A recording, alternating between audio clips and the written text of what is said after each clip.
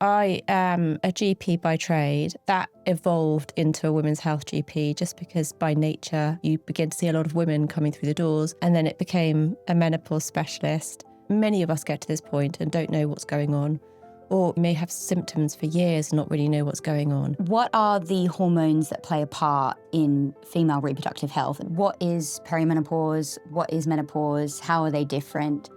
It feels like menopause is kind of terrifying sometimes. What is the good news? Do we have anything to look forward to? You talk about how it's an opportunity to take control of your health, which I loved. So could you talk a little bit more about that?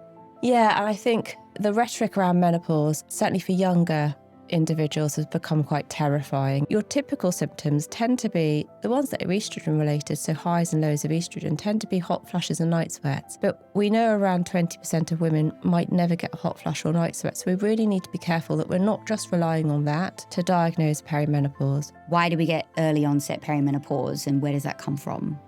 You have such an interesting background.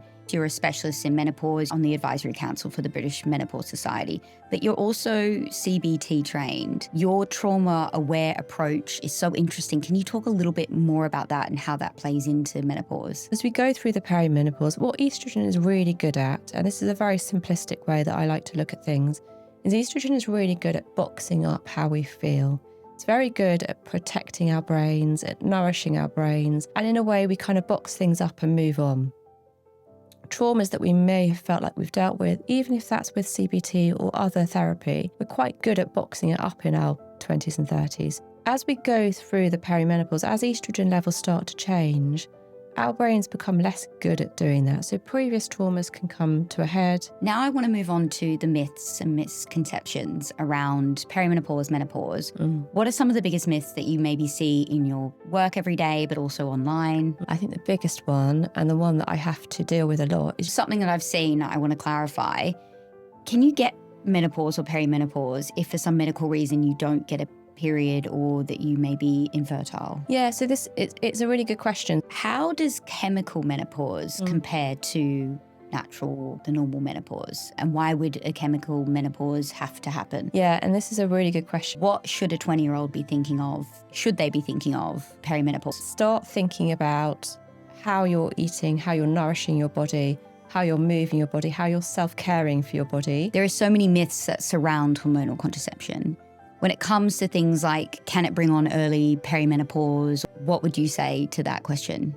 Yeah, I say... Is there any link between perimenopause symptoms and things like PCOS and endometriosis? Yeah, so again, really good question. I think just thinking about metabolism, I know through my research ahead of the podcast that weight gain in menopause is a common symptom. Inherently, we gain weight, and it's not inevitable, but many of us, the majority of women will gain weight. And the reason it's happening is because as our estrogen levels fluctuate, what we tend to see is metabolic rates slow down.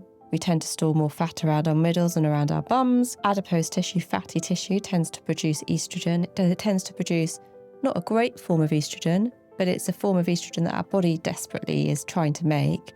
And so it's inevitable in a way that it's trying to do the best for you. Can you explain what is HRT, how is it administered, and what the different types there are? Essentially, HRT is estrogen, usually given through the skin, and progesterone taken as a capsule at night. It's hundreds of different preparations, of course, and there's different types of progestins. What if I don't want to take HRT? What can I use? What's my other alternatives? Yeah, and this is a great question. I'm so glad you talked about it because social media is really awash with, I must take HRT. HRT is the only option. 20% of women in the UK take HRT. Why isn't it more? It's not more because... What piece of advice would you say to someone who's listening to this, struggling? I would say you're not alone. Don't think of this as the end of the road because a lot of women get to this point if they're really struggling and feel like they don't know where to turn.